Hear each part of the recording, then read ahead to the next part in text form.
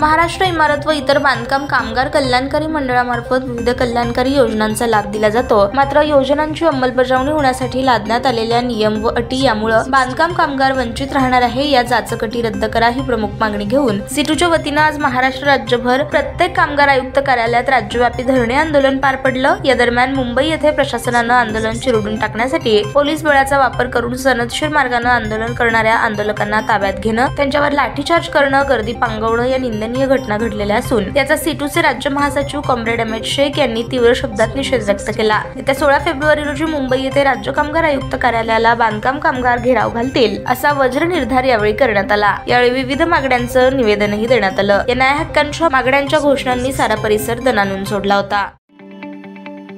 ताज्या बातम्या पाहण्यासाठी प्राईम महाराष्ट्र न्यूज चॅनलला सबस्क्राईब करा।